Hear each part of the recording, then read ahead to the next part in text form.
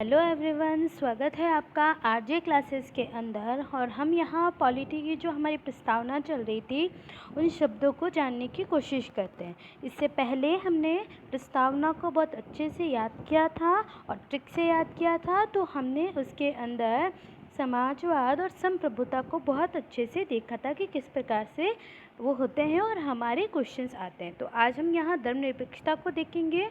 इससे पहले अगर आपने हमारी वीडियो नहीं देखी है तो प्लीज़ ऊपर आई बटन में आपको वीडियोस मिल जाएगी, उन्हें अच्छे से देखिए। तो चलिए हम अपना वीडियो स्टार्ट करते हैं।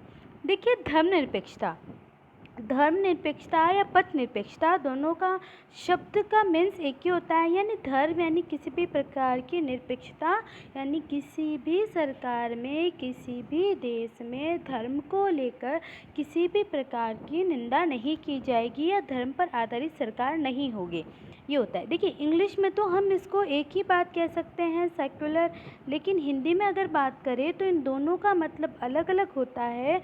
और भारत की जो संविधान है, प्रस्तावना है, उसमें पंथ निरपेक्षता शब्द को जोड़ा गया है। अब देखिए, सबसे पहले इसका अर्थ ही जान लेते हैं। धर्म का अर्थ होता है धारण करना। धारण करना यानी वे जो मनुष्य किसी भी प्रकार को धारण करते हैं या उसके अनुसार शासन चलाते हैं। देखिए, तीन प्रकार के देश होते हैं। एक होता है, देखिए, नास्तिक देश। नास्तिक देश का मतलब वहाँ पर किसी भी प्रकार के धर्म को नहीं माना जाता है, ना ही किसी प्रकार से शासन व्यवस्था धर्म के नाम पर चलाई जाती है। उसे हम इंग्लिश में एथेइस्टिक देश कहते हैं।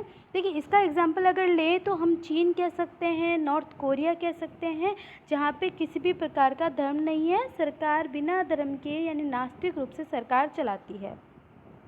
नेक्स्ट हम बात करें, देखिए, धार्मिक देश की बात करें तो इसको कहते हैं हम जहाँ पे धर्म के आधार पर सरकार भी, वहाँ का शासन भी धर्म पर चलता है, वो कहलाता है धार्मिक देश। इसका एग्जाम्पल अगर हम बात करें तो श्रीलंका, बांग्लादेश, पाकिस्तान, यहाँ पे धर्म के नाम पे सरकार चलाई जाती है। अगर हम थर्ड की बात करें तो धर्मनिरपेक्ष देश। देखिए, निरपेक्ष का अर्थ किसी भी प्रकार को या किसी भी धर्म को ज़्यादा या कम मान्यता नहीं देना, सभी धर्मों को बराबर मान्यता देना, यानी एग्जाम्पल हो गया हमारा भारत और अमेरिका। देखिए, जिस देश का शासन किसी धर्म पे चलेगा या धर्म के बिना चलेगा तो वहाँ पे कॉम्प्लिकेशंस आएंगे। लेकिन भारत जो कि विविधता में एकता वाला देश है, विभिन्न प्रकार की जातियाँ हैं, विभिन्न प्रकार के धर्म हैं, उसने किसी भी धर्म को ना तो अप माना है ना डाउन माना, यानी ना तो कोई धर्म अलग है हमसे और ना ही धर्म के माध्यम से सरकार चलाई जाएगी, यानी धर्म से हम सभी को समान रूप से रखते हैं और यही हमारा धर्मनिरपेक्ष कहलाता है। अब देखिए, पंथ निरपेक्ष की बात करें तो पंथ निरपेक्ष जो शब्द है वो दिया है महात्मा गांधी जी ने। किसने दिया है? पंथ निरपेक्ष शब्द महात्मा गांधी जी ने दिया है।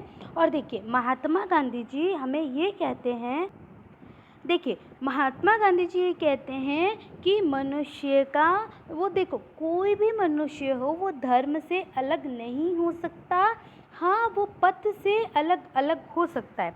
देखिए, पथ का मतलब ये हो गया, जैसे मान लीजिए कोई जैन धर्म का है ना, मान लीजिए जैन धर्म का है तो जैन धर्म के अंदर भी दो संप्रदाय है, दो पथ है, एक श्वेतांबर और दूसरा दिगंबर, है ना।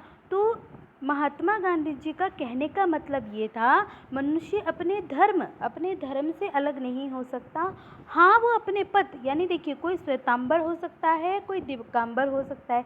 इसी प्रकार से अगर हम बात करें जैसे कि मुस्लिम धर्म के अंदर, तो है ना, मुस्लिम धर्म के अंदर भी दो पथ है, एक सैया है, दूसरा सुन्नी है। तो महात्मा गांधी जी ये कहते हैं कि मनुष्य धर्म से, अगर धर्म के बिना राजनीति होगी तो किसी भी प्रकार से वो जीवित नहीं रहेगी। इसीलिए सभी राजनीति धर्म के समान तो है लेकिन पथ से विमुख है, यानी पथ पर आधारित नहीं है। तो आप अच्छे से समझ गए होंगे कि हमारी जो संविधान की प्रस्तावना है उसमें पथ निरपेक्ष शब्द को जोड़ा गया है, धर्म निरपेक्ष को नहीं जोड़ा गया है, याद रखिएगा। और यहाँ पे क्वेश्चन बहुत अच्छा बनता है कि पंथ निरपेक्ष शब्द किसने दिया, तो ये दिया था महात्मा गांधी जी ने। तो आपको समझ आ गया हमारा जो भारत देश है उसमें बताया गया है कि जो धर्म है वो सभी समान है, किसी भी धर्म को छोटा बड़ा ऊंच नीच की भावना नहीं रखी गई है। हमारी जो राजनीति है वो धर्म के निरपेक्ष रूप से चलती है। तो ये शब्द आपको बहुत अच्छे से समझ आया होगा और इसके एग्जाम्पल भी पूछे जाते हैं, तो आप इनको बार बार रिवाइज कीजिएगा। तो देखिए अब हम बात करते हैं लोकतंत्र की। देखिए हमने जब संविधान की प्रस्तावना को याद किया था तो याद किया था SSSDR, है ना। तो हमने SSS संप्रभुता, समाजवाद, धर्मनिरपेक्षता, इसको अच्छे से समझ लिया। अब हम यहाँ पे D को समझेंगे यानी कि डेमोक्रेटिक। तो चलिए डेमोक्रेटिक समझते हैं। देखिए डेमोक्रेटिक का अर्थ होता है लोकतंत्र, लोक यानी जनता का, तंत्र यानी शासन।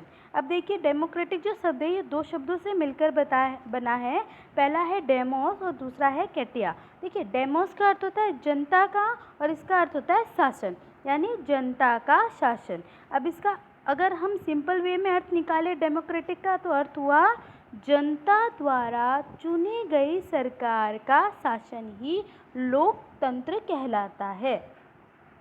अब देखिए इब्राहिम लिंकन जी ने एक बहुत अच्छी कोटेशन दी है। इब्राहिम लिंकन जो अमेरिका के राष्ट्रपति थे, इन्होंने कहा है government of the people, by the people, for the people, अर्थात जनता की सरकार, जनता के लिए और जनता के द्वारा चुनी गई सरकार ही लोकतंत्र कहलाती है।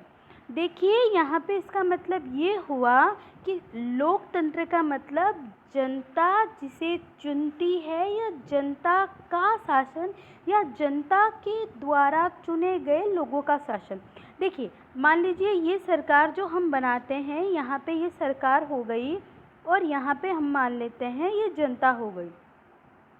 अब देखिए जनता से अगर पढ़े लिखे लोगों की सरकार बनती है तो हम इसे कहते हैं प्लेटोक्रेसी। अगर जनता से कुलीन तंत्र के लोगों की यानी कि उच्च वर्ग के लोगों के द्वारा सरकार बनाई जाती है, वहाँ से लोगों को उठाकर सरकार बनाते हैं, तो वो हो गई हमारी अरस्तुवादी। अगर हम जनता के द्वारा यहाँ पे जनता के प्रतिनिधियों के द्वारा यहाँ सरकार बनाई जाती है तो वो हो गया लोकतंत्र। तो ये जो सभी है ये कहलाता है हमारा लोकतंत्र, यानी जनता यहाँ बैठी हुई कुछ प्रतिनिधियों को चुनती है और ये प्रतिनिधि सरकार का रूप लेकर जनता की भावनाओं को, जनता के विचारों को एक रूप देती है, एक कानून का रूप बनाती है, उसे हम कहते हैं लोकतंत्र, यानी जनता के द्वारा चुनी गई सरकार का शासन करना। तो आपको लोकतंत्र बहुत अच्छे से समझ आ गया होगा। अब देखिए लोकतंत्र दो प्रकार का होता है, एक होता है प्रत्यक्ष यानी डायरेक्ट और दूसरा होता है अप्रत्यक्ष यानी कि इनडायरेक्ट। अब देखिए प्रत्यक्ष जो लोकतंत्र होता है इसमें जनता स्वयं कानून बनाती है, उसे किसी भी प्रकार की सरकार को चुनने की आवश्यकता नहीं होती है। जैसा कि हम बात करें स्विट्ज़रलैंड में अभी तक होता आया है, प्रत्यक्ष रूप से जनता शासन करती है।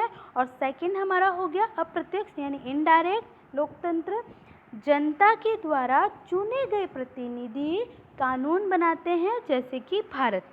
ठीक है, यहाँ पे हम बात करें तो अगर लोकतंत्र की बात करें तो ब्रिटेन में भी आ सकता है ये कि ब्रिटेन की जो सरकार है वो भी जनता के द्वारा चुनी जाती है, लेकिन सिर्फ ब्रिटेन की सरकार का अध्यक्ष जनता के द्वारा चुना जाता है, उसका गवर्नमेंट ऑफ नेशन नहीं चुना जाता। देखिए हम आगे गणराज्य में बात करेंगे, यहाँ पे सीधा सा यही है कि लोकतंत्र हमने क्या कहा था, लोकतंत्र वो है जो जनता के द्वारा चुनी गई सरकार होती है और उसी के द्वारा शासन किया जाता है।